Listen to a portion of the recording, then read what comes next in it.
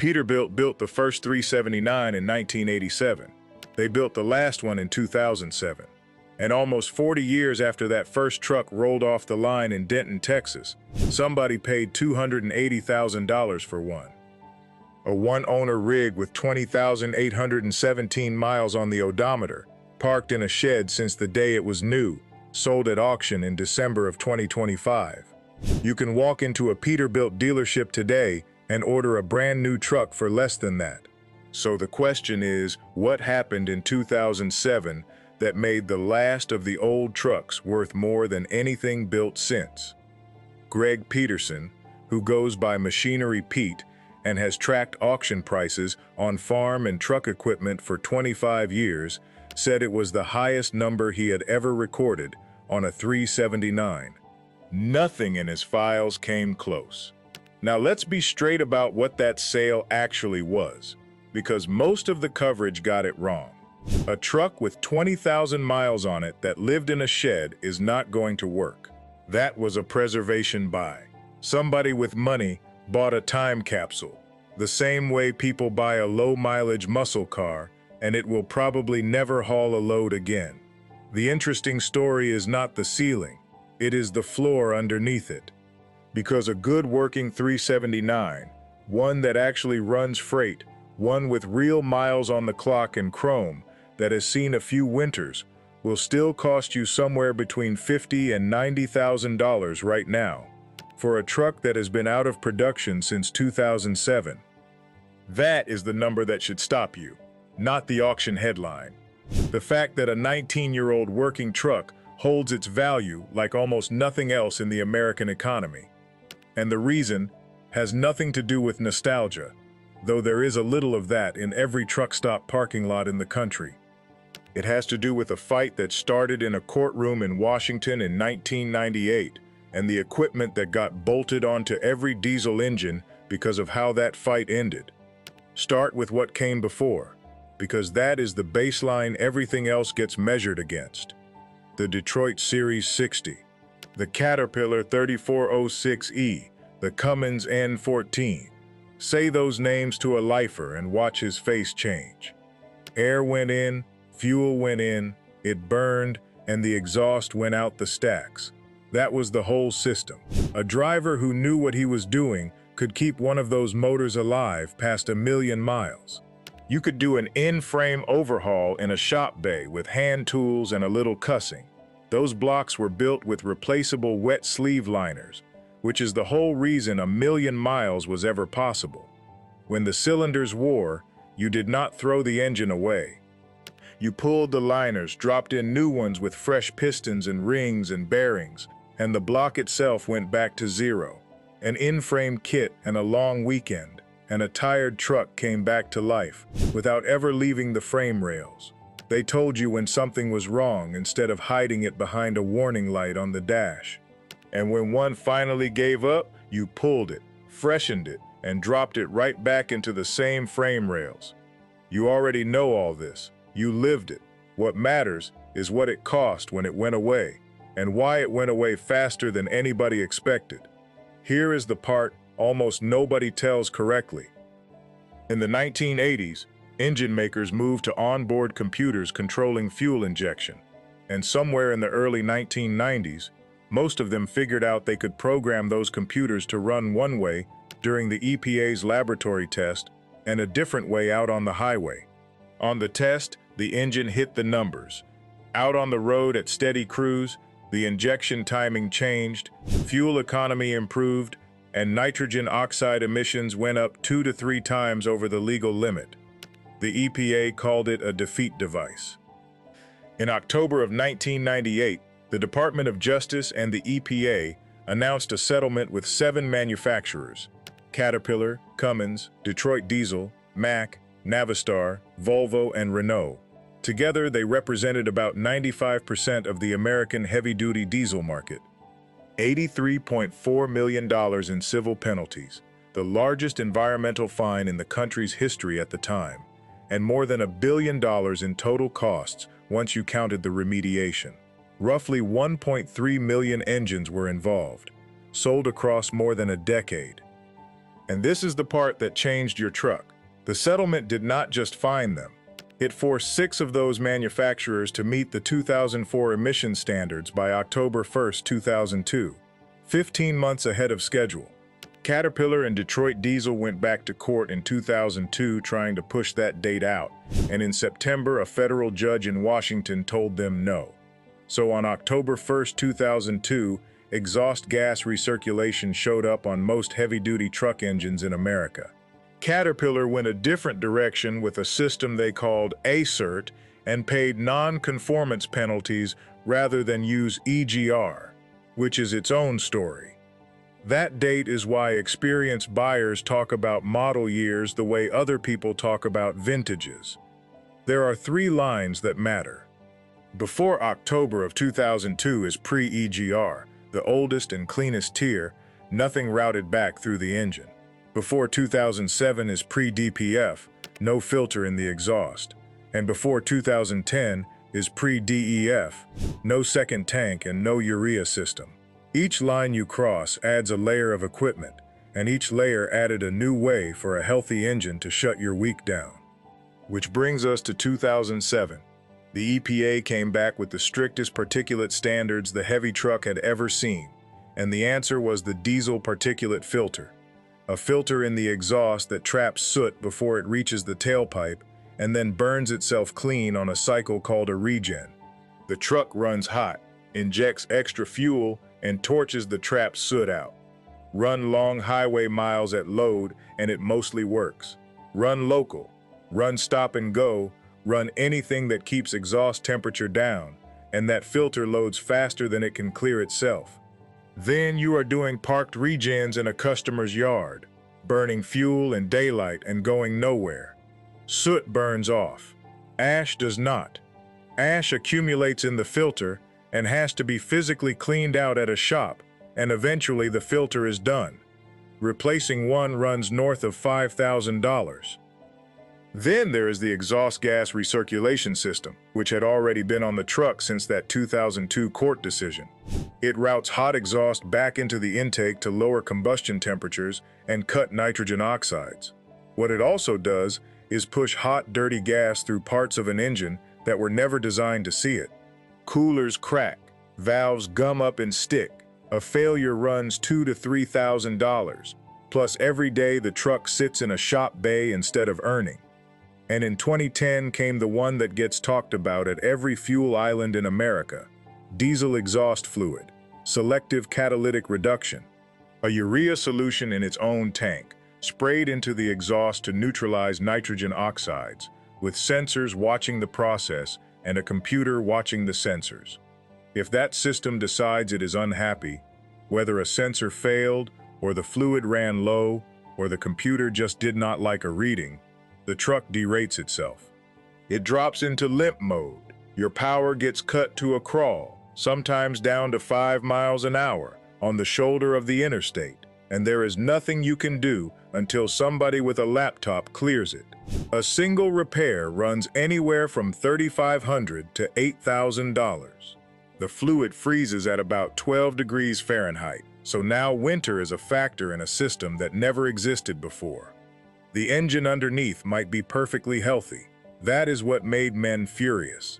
The motor was fine. The hardware strapped on top of it had failed, and it was holding the whole operation hostage. And the industry itself was struggling with it.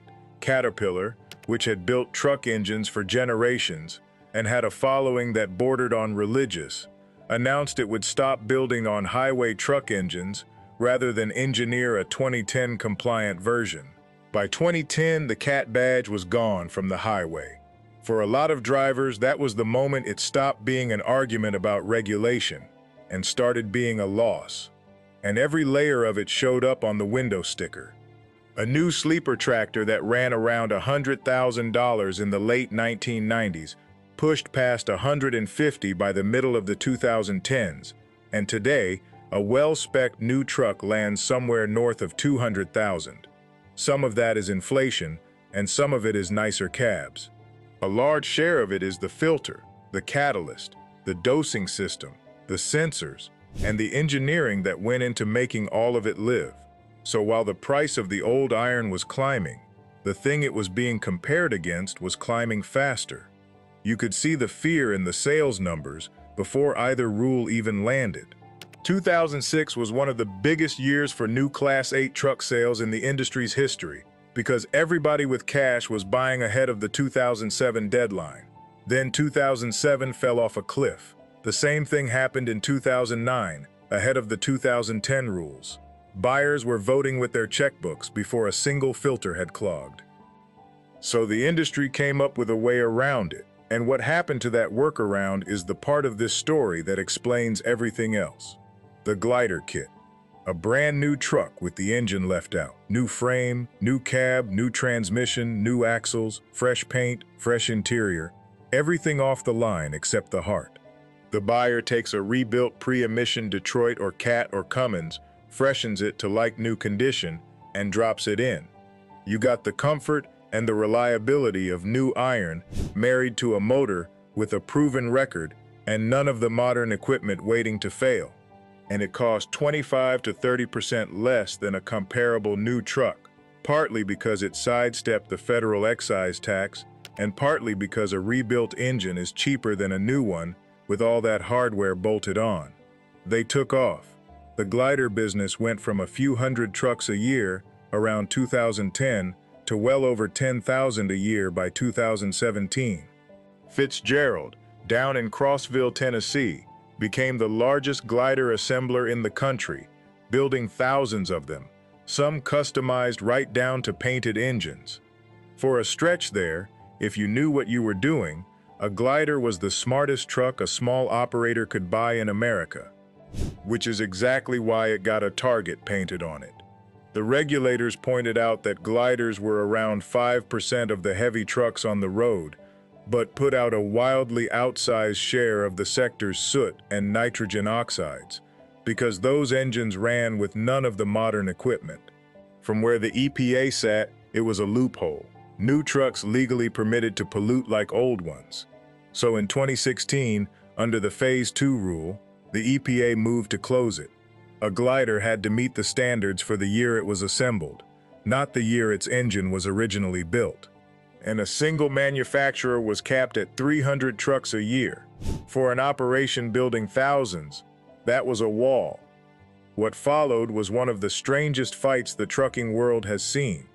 The drivers, the owner-operators, the small fleets and their associations lined up in favor of keeping gliders, arguing they gave small business truckers an affordable and reliable option they could actually make a living with.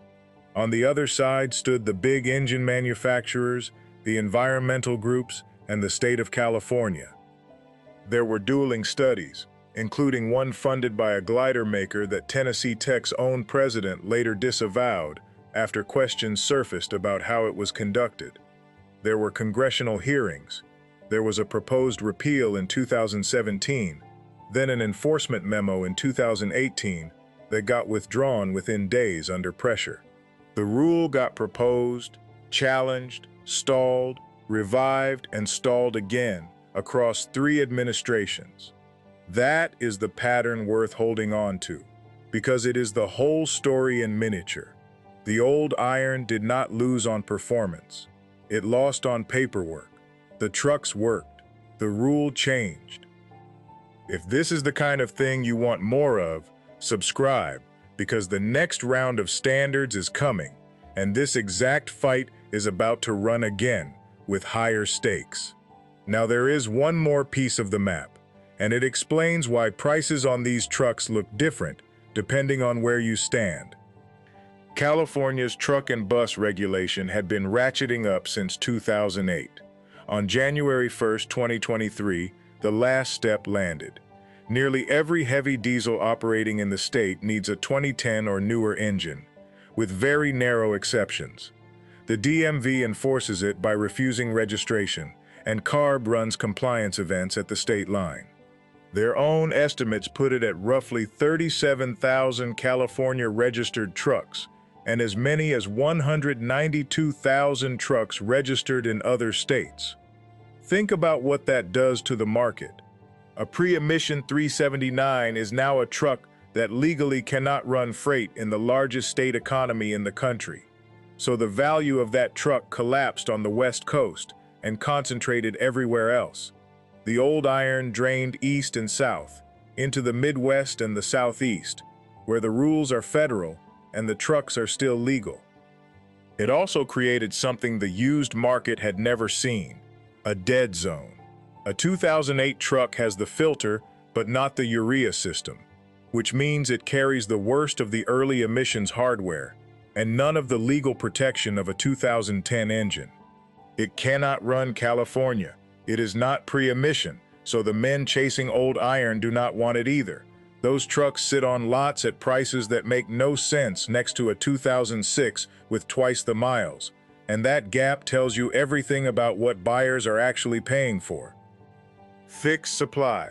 Nobody has built a 379 since 2007, and nobody is going to. The glider route that let men build fresh ones got capped. Every year, some of them get wrecked, some get parted out, some rust into the ground behind a shop in Alabama. The pool only shrinks. Meanwhile, the men who want one have not stopped wanting one. There are dealers who make their entire living flying around the country hunting clean, low-mileage Petes, because the moment a good one surfaces, somebody is already on a plane. A restored show truck pushes well past 100 grand, and the working ones hold their 50 to 90,000 year after year. But it would be dishonest to leave it there, because these drivers know the trade-offs better than anybody, and they make the choice with their eyes open. An old 379 with a big pre-emission cat in it gets 4.5 to 5.5 miles per gallon in the real world. A modern aero truck with slippery bodywork and a computer-managed engine gets 7, 8, sometimes 9. Over a year of hard miles, that gap is real money, and at some freight rates, it eats the reliability savings entirely. Financing is harder. Most banks will not write paper on a 20-year-old truck, so a lot of these deals are cash out of pocket, which is a very different kind of risk than a monthly payment. Insurance can be more expensive on an older unit. Some parts are getting genuinely difficult to source, and the men who really know how to time a mechanical injection pump are retiring faster than anybody is replacing them.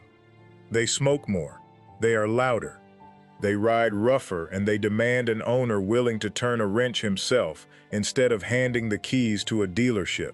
Wiring on a 30-year-old truck gets cranky in ways that will test your patience at 2 in the morning. And the fair thing to say is that the newer systems have gotten better. The engines built after roughly 2017 are not the same nightmare as the 2010 and 2011 units that burned the trust in the first place.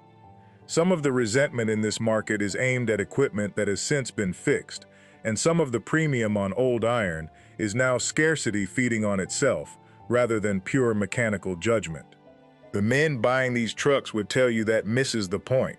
They want a machine they understand top to bottom, one they can fix on the shoulder, one that does not put a computer between them and their own engine. They will trade a couple of miles per gallon and a lot more sweat for the certainty that when they turn the key, the truck runs, and it keeps running, because there is nothing bolted to it waiting for permission to quit. That $280,000 sale was never really about a truck. It was about control, and about a generation of drivers who remember when the industry still trusted the man behind the wheel to know what he was doing.